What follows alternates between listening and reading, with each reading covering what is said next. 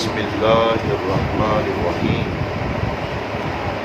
والذین جاءوا ومن بعدهم یقولون ربنا اغفر لنا ولإخواننا الذین سبقونا بالایمان صدق اللہ مولانا العظیم وصدق رسولہ النبی الصادق الوعد الراحم الامین الکریم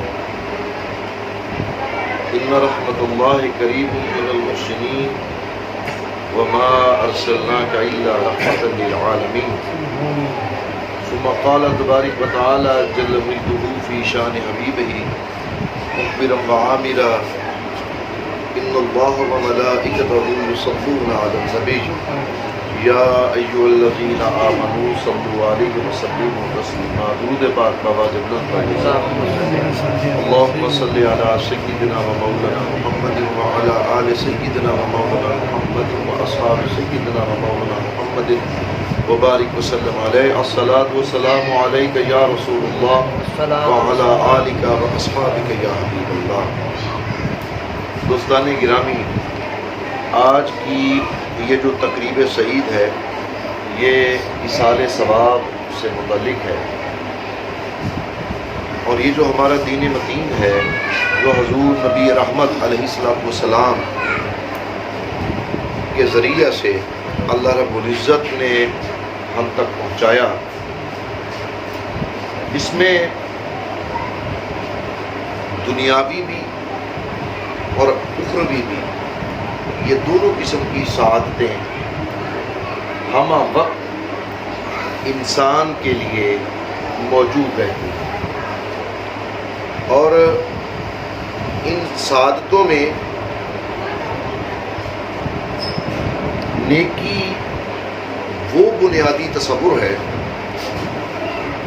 کہ جس کے وسیع و عریض دائرہ کار میں صبح سے لے کر شام تک، شام سے لے کر صبح تک ہزاروں اعمال داخل ہوتے ہیں نیکی کی صورت میں، کیونکہ یہ دائرہ سارا نیکی کا ہی ہے، اس میں نماز بھی شامل ہے، اس میں زکوٰۃ بھی شامل ہے، اس میں روزے بھی شامل ہے، اس میں حج بھی شامل ہے، اس میں مسکرا کر کسی بھائی کا استقبال کرنا بھی شامل ہے، کسی کو سلام کہہ دینا بھی شامل ہے، کسی کو پانی پلا دینا بھی شامل ہے، کسی بھوکے کو کھانا کھلانا بھی شامل ہے، یتیموں کی پرورش کرنا بھی شامل ہے، مسکینوں، بیواؤں، بے کسوں، لاچاروں، ان سب کے ساتھ اس نے سلوک کرنا، یہ سارے کا سارا نیکی کے دائرہ کار میں ہی شامل ہے۔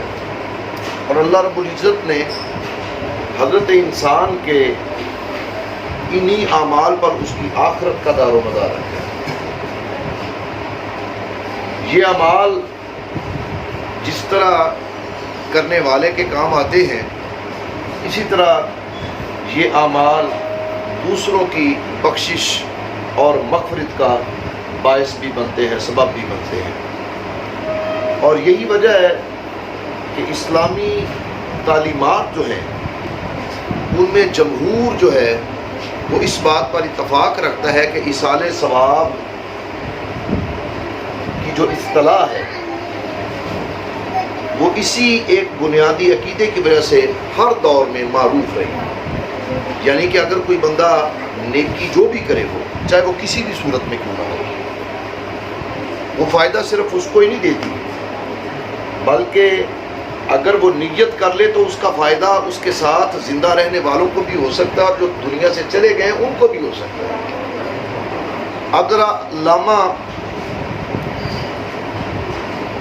طحطاوی رحمۃ اللہ علیہ ہمارے اہل سنت والجماعت کے عقیدہ کے متعلق آپ فرماتے ہیں کہ فَلَا الْإِنسَانَ أَن يَجْعَلْ ثَوَابَ عَمَلَهُ لِغَيْرِهِ عِنْدَ أَهْلِ السُّنَّةِ وَالْجَمَاعَةِ صلاة كان أو صوما أو حج أو صدقة أو قراءة للقرآن أو الأذكار أو غير ذلك من أنواع البر ويصلي ذلك إلى الميت وينفعه، یعنی عقیدہ اہل سنت امام طحطاوی نے یہ بیان کیا ہے کہ اہل سنت کے نزدیک یہ جائز ہے کہ کوئی انسان اپنا عمل، اپنا نیک عمل اس کا ثواب کسی غیر کو پہنچائے، خواہ وہ نماز کی صورت میں ہو، خواہ وہ حج کی صورت میں ہو، خواہ وہ روزے کی صورت میں ہو، خواہ وہ زکوٰۃ کی صورت میں ہو، خواہ وہ کسی بھی ذکر اذکار کی صورت میں کیوں نہ ہو، وہ قرآن پاک کی تلاوت کی صورت میں کیوں نہ ہو،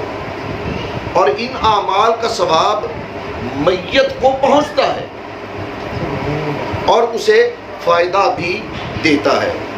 یعنی یہ اہل سنت والجماعت ہمارا جو عقیدہ، میں نے جو آیہ کریمہ آپ کے سامنے تلاوت کی وہ سورہ حشر کی آیت ہے کہ یہ قرآن سے ثابت ہو رہا ہے،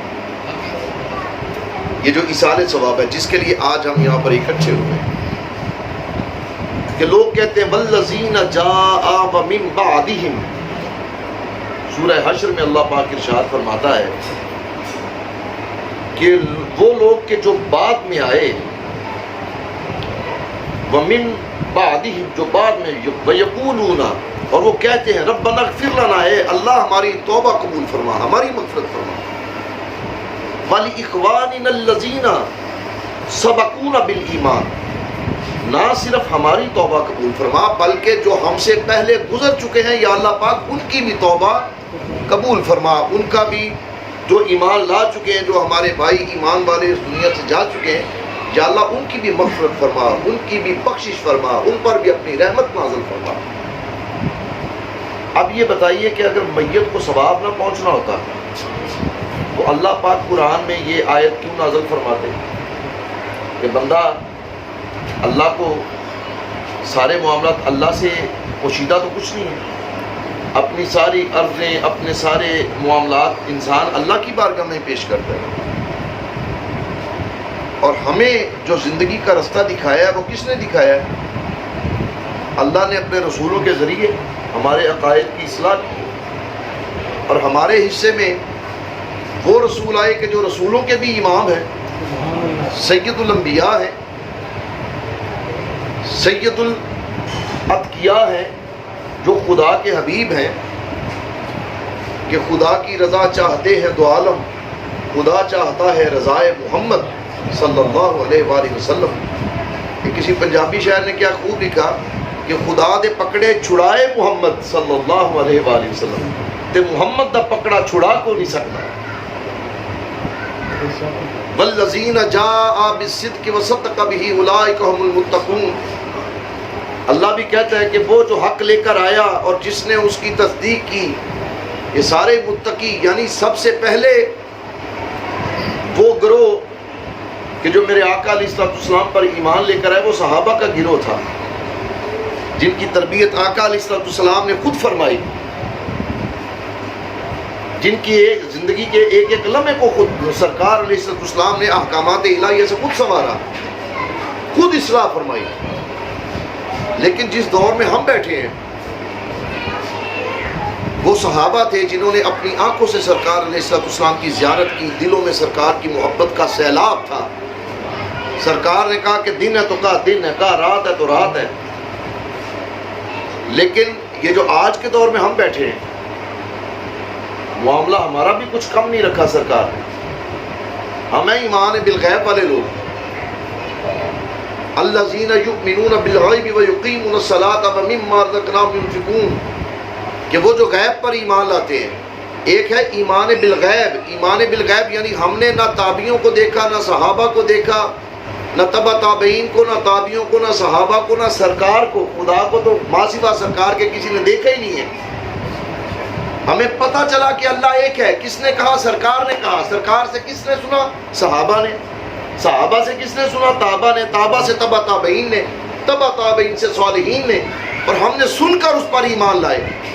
اور جو سن کر ایمان لائے، سرکار علیہ السلام نے فرمایا کہ ان سن کر ایمان لانے والوں میں، ایمان بالغیب رکھنے والوں میں کچھ لوگ ایسے بھی ہوں گے جو کہیں گے کہ یا اللہ ہمارا سارا کچھ لے لے مگر ہمیں اپنے حبیب کے دیدار کی دولت سے مالا مال فرما دے، سبحان اللہ، اپنے محبوب کے دیدار کی لذت سے آشنا فرما دے۔ سبحان اللہ۔ فرمایا ان کے لیے 3 درجے ہیں۔ کتنے درجے ہیں؟ یعنی سرکار سے محبت اس طرح سے کریں کہ ہم ان درجوں کے حقدار ہو جائیں کہ جو صحیح معنوں میں ایمان بالغیب والوں کے لیے ہے۔ تو میں یہ بات کر رہا تھا کہ اگر یہ بات غلط ہوتی تو اللہ پاک قرآن میں نہ فرماتے اللہ پاک یہ کہہ دیتے کہ ہاں بندے تو بخشش اپنی مانگ، باقی جو چلے گئے ان کا معاملہ وہ جانے اور میں جانوں. یہ نہیں کہا. کہا کہ جو آئے ہیں، وہ جو بعد میں آئے، وہ کیا کہتے ہیں؟ سبقونا بالایمان. یا اللہ پاک کہ ہماری ربنا اغفر لنا، ہماری مغفرت فرما، ہمیں معاف فرما، ہماری بخشش فرما. اور پھر وَلِإِخْوَانِنَا الَّذِينَ سبقونا بالایمان، اور جو ہم سے پہلے ایمان والے دنیا سے جا چکے، یا اللہ ان کی بھی مغفرت فرما دے. یعنی اس کا مطلب ہے کہ دعا جو ہے اس کا ثواب اگر کسی کے لیے کی جائے تو وہ مرنے والوں تک پہنچتی ہے، مرنے والوں تک. اگر نہ ہو، اب دوسری مثال سن لیجئے کہ نماز میں سارے ہی درود ابراہیمی پڑھنے کے بعد جو دعا مانگتے وہ کیا ہے؟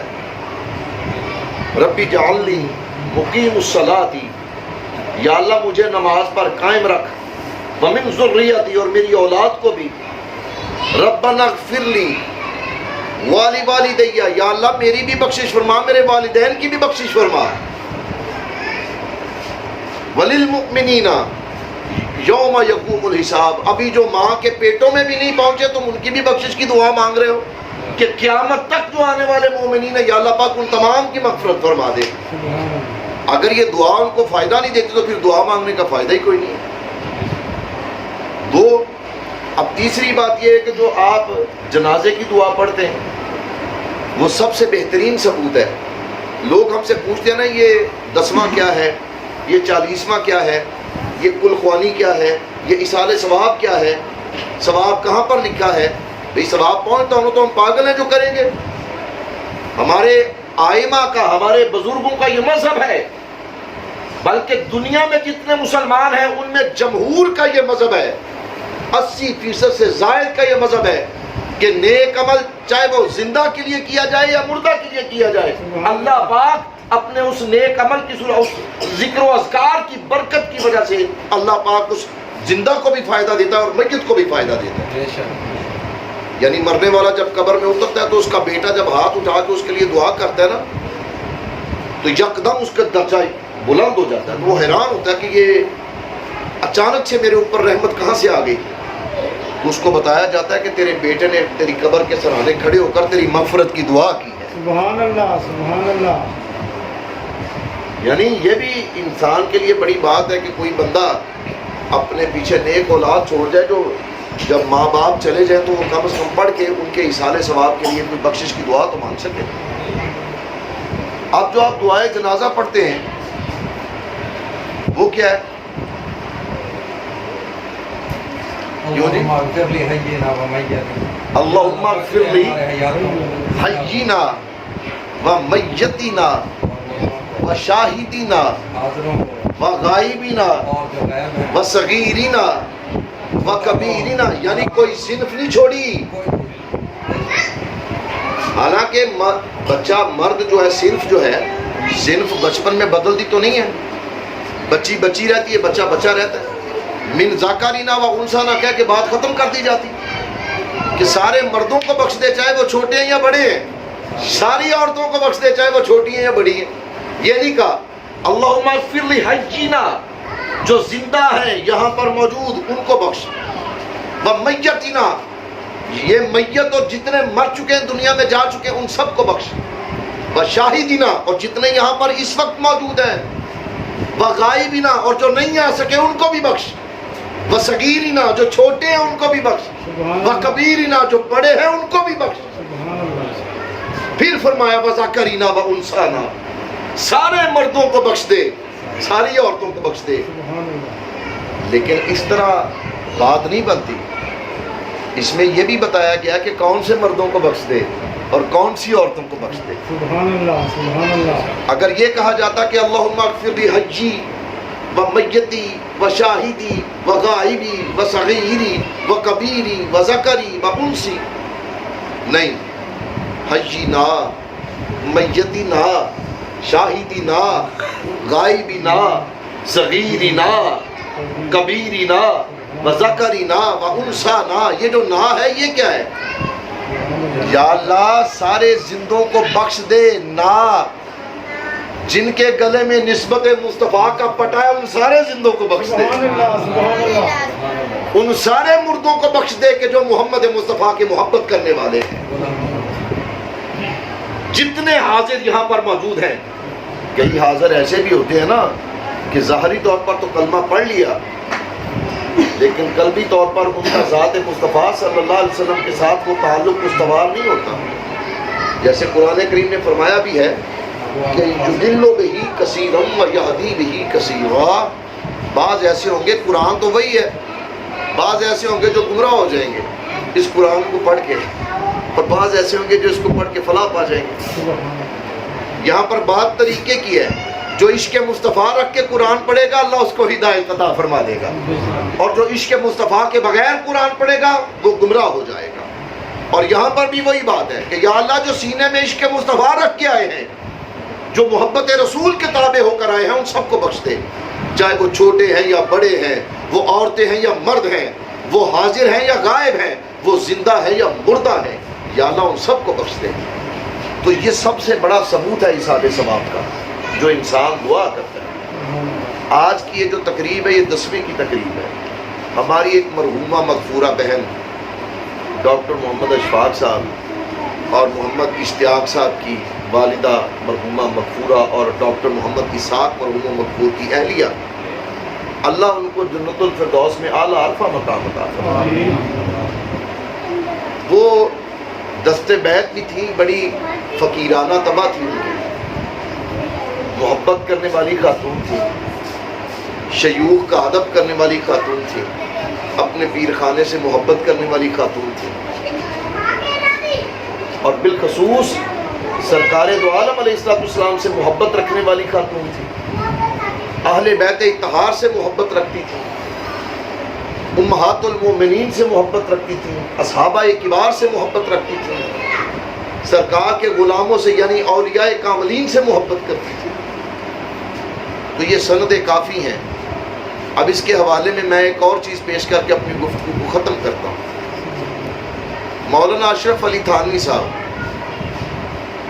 انہوں نے کہا کہ وہ جو غوث پاک کا دھوبی تھا نا، جس نے قبر میں جواب دیا تھا فرشتے کو، کہ اس نے کہا کہ من ربوں کا، تیرا رب، ما دینوں کا، تیرا دین، من ربوں کا، کہا میں غوث پاک کا دھوبی ہوں، ما دینوں کا، میں غوث پاک کا دھوبی ہوں۔ انہوں نے کہا بالکل ٹھیک کہا تھا، وہ پکا ٹھکا ایمان والا بندہ تھا۔ اس کی وجہ کیا بتائی؟ کہا کہ اس نے بتا دیا کہ من ربوں کا، فرشتے نے پوچھا تیرا رب کون ہے؟ اس نے کہا کہ جانتا نہیں، میں غوث پاک کا دھوبی ہوں، میرا رب وہی ہے جو میرے غوث پاک کا رب ہے۔ سبحان اللہ سبحان اللہ۔ ما دینوں کا، اس نے پھر کہا تو جانتا نہیں میں غوث پاک کا دھوبی ہوں، میرا دین وہی ہے جو میرے غوث پاک کا دین ہے۔ سبحان اللہ۔ ما کنت تقول فی حق ھذہ الرجل، بتا کہ تو ان سونے مکھڑے والوں کے متعلق دنیا میں کیا کہتا رہا؟ تو اس نے پھر کہا کہ تو جانتا نہیں میں غوث پاک کا دھوبی ہوں، ان کے متعلق جو غوث پاک کا عقیدہ تھا میں ان کا ماننے والا ہوں، میرا بھی عقیدہ سرکار کے متعلق وہی ہے۔ اور ایک بات میں آج آپ کو بتا دوں، ہمارا عقیدہ تو ہے کہ قبر میں 3 سوال کیے جائیں گے، یہی عقیدہ نا، لیکن بخاری شریف میں جو ثبوت ملتا ہے اس میں صرف ایک ہی سوال ہے۔ اس کا مطلب یہ نہیں ہے کہ میں اس کا قائل نہیں ہوں، بے شک میں اسی عقیدہ کا قائل ہوں کہ وہاں پر پوچھا جائے گا کہ من ربک ما دینک کا، یہ 2 سوال بھی ہوں گے، لیکن بخاری شریف یہ فرماتی ہے کہ وہاں پر ایک ہی سوال پوچھا جائے گا، اور اس سوال کے بعد یا تمہاری قبر جو ہے وہ جنت کے باغوں میں سے ایک باغ بن جائے گی یا جہنم کے گڑھوں میں سے ایک گڑھا بن جائے گی۔ اور سوال کیا ہوگا؟ ما کنت تقول فی حق ھذہ الرجل، بتا تو کملی والے آقا حضرت محمد مصطفیٰ کے متعلق دنیا میں کیا کہتا رہا؟ کیا پوچھا جائے گا؟ یہ نہیں کہا جائے گا کہ اب کیا کہتا ہے، ادھر جا کے تو ساروں کی اکڑ نکل جائے گی نا، بڑوں کو پھر ہدایت سیدھے ہو جائیں گے۔ یہ نہیں کہا جائے کہ اب کیا کہتا ہے، کہا جائے گا کہ دنیا میں تو ان کے متعلق کیا عقیدہ رکھتا تھا، کیا کہتا رہا۔ یعنی یہ بات اپنے ذہن نشین کر لیں، مرنا ہر ایک نے ہے، ہر ایک کی باری مقرر ہے۔ میں، آپ، زید، بکر، دوست احباب رشتہ دار ماں باپ سب نے جانا ہے، لیکن مرنے سے پہلے اپنا رشتہ ذات مصطفیٰ صلی اللہ علیہ وآلہ وسلم سے ایسا استوار فرما لیں کہ آپ اور میں ہم سب اللہ کے انعام کے حقدار بن جائیں۔ اور وہ انعام کیا ہے کہ فَاتَّبِعُونِی یُحْبِبْکُمُ اللہ۔ انعام کوئی جنت نہیں دکھائی اللہ نے، کہا نماز پڑھو جنت ملے گی، زکوٰۃ دو جنت ملے گی، حج کرو جنت ملے گی، لیکن اگر میرے یار کی مکمل اتباع کرو گے، یعنی اپنی جان سے بڑھ کے میرے مصطفیٰ سے محبت کرو گے اور میرے محبوب کی پیروی کرو گے، تو پھر یحببکم اللہ، جنت والا خود تم سے محبت کرے گا۔ سبحان اللہ۔ اب بتائیں کہ جنت قیمتی ہے یا جنت والا قیمتی ہے؟ جنت والا۔ جس نے جنت کو بنایا وہ قیمتی ہے یا جنت قیمتی ہے؟ یہ جنت تو مل جائے گی، اصلی محبت اصلی مقام تو تب انسان کو ملتا ہے کہ جب جنت بنانے والا، پوری دنیا کو تخلیق کرنے والا، آدم سے لے کے جناب محمد مصطفیٰ تک ہر نبی کو بھیجنے والا اور ان پر صحائف اتارنے والا، ملائک اور جنوں کو تخلیق کرنے والا جب تم سے محبت کرے، اور وہ محبت کس چیز میں چھپی ہے؟